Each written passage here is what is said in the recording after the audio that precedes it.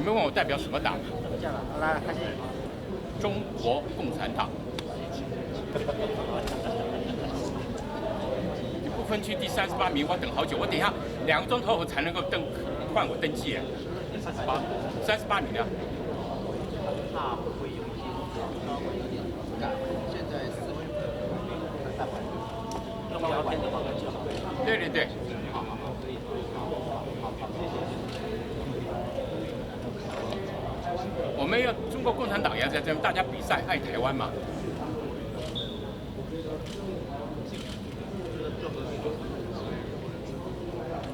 中国共产党。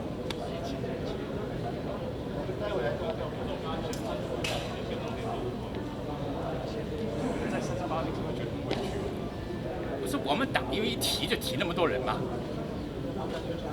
是我们党有6000万党员呢，我提到38名算不错了。你不收访是吧？对，他们要跟我聊天没关系啦，哎呀，这增加一点效果，不然你们今天排很多，我是排名38名，我等好久哎。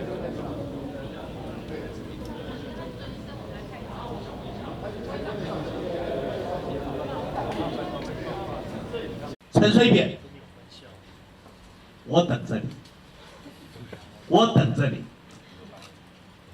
韩国瑜说：“林北淡定。”他是台南人，我是高雄人，隔壁争，林北淡定。新党加油！新党加油！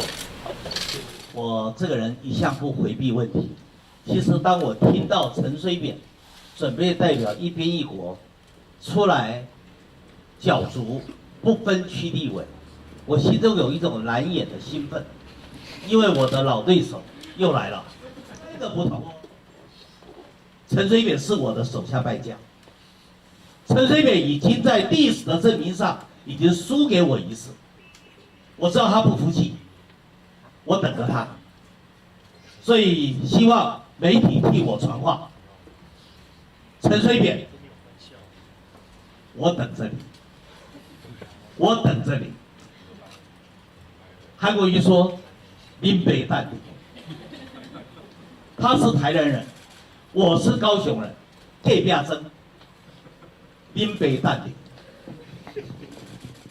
如果说今天韩国瑜要能够逆袭成功，转败为胜，他需要有个战斗团队。这个战斗团队需要有2个人啊，而这2个人，一个叫蔡正元，他已经在昨天出任国民党的副秘书长，而且准备掌文宣的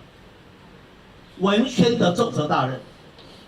另外一个就是在玉主席的体系之下，在新党的不分区立委邱毅。我必须宣布，正义兄弟重新合体。蔡英文，你怕了吗？发抖了吗？你会发现，你们的攻势发动得太早了。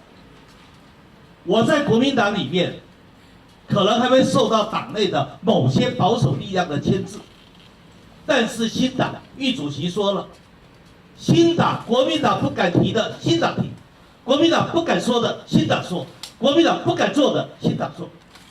我在新党，我的战斗力爆棚，后悔了吧？台独分子，民进党，后悔了吧？我还有很多压箱宝的东西，